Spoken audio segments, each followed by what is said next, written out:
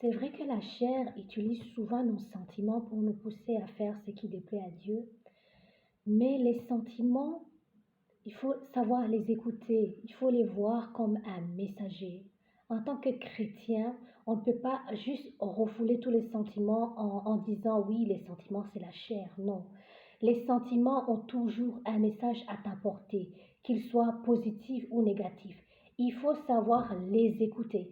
En général, quand on écoute un sentiment, si on l'analyse et que c'est un sentiment qui veut nous tromper, le sentiment, lorsqu'il sent qu'on a pris le temps de l'écouter, il s'en va. Mais on nous apprend souvent que tous les sentiments sont la chair. Mes frères, mes sœurs, ce n'est pas la vérité. Par exemple, si tu te sens dépressif, il faut prendre le temps de t'asseoir et de te poser les questions, mais pourquoi je me sens comme je me sens? Et analyser.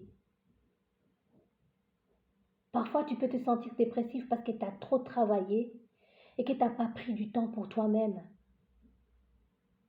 Parfois, tu peux voir quelqu'un dans la rue et ressentir de la jalousie. Il ne faut pas directement chasser ce sentiment. Il faut se demander, mais pourquoi je ressens de la jalousie? Je te donne un exemple. Tu es une jeune maman, tu as 3 enfants, tu dois aller les chercher à pied tous les jours à l'école. C'est difficile ou tu dois prendre les transports en commun. Tu vas voir une petite fille de 20 ans qui roule devant toi avec une voiture. Tu ressens de la jalousie. C'est normal. Cette jalousie est venue te dire, hello, à ton âge, tu devrais déjà avoir ta voiture. Tu devrais déjà avoir ton permis. Maintenant, ce qui est mauvais, c'est de prendre cette jalousie pour critiquer la petite fille, pour mal se comporter avec la petite fille. Je ne sais pas si vous me comprenez. Juste apprenons le temps d'écouter nos sentiments, analysons-le pour savoir qu'est-ce que ces sentiments-là ils sont venus nous dire. Car les sentiments sont un couteau à double tranchant. Un couteau, on peut faire quelque chose de bon avec ou on peut faire quelque chose de mal avec. Tous les éléments de la nature, on peut les utiliser pour faire du bien ou du mal. On peut utiliser de l'eau pour noyer quelqu'un, mais est-ce que c'est pour autant que l'eau est mauvaise pour nous? Non, l'eau est bonne pour prendre une douche, l'eau est bonne pour boire. Sans eau, on ne peut pas vivre. Vous comprenez? Donc les sentiments, ils ne sont pas tous à bannir. Parfois, il faut savoir les écouter et déchiffrer. Il faut les voir comme un messager. Maintenant, il ne faut pas agir selon nos sentiments. Là, ça devient mauvais. Parce que même Dieu, il ressent des sentiments.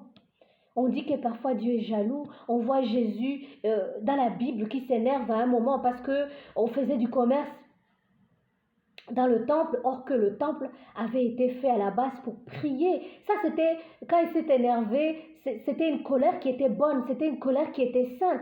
Vous voyez? Donc, apprenons à écouter nos sentiments. Et lorsque les sentiments mauvaises veulent nous pousser à faire quelque chose, détectons juste que ça ne vient pas de Dieu. Mais la plupart du temps, nos sentiments sont là pour nous dire quelque chose. C'est des messagers. Ça va? Allez, bye.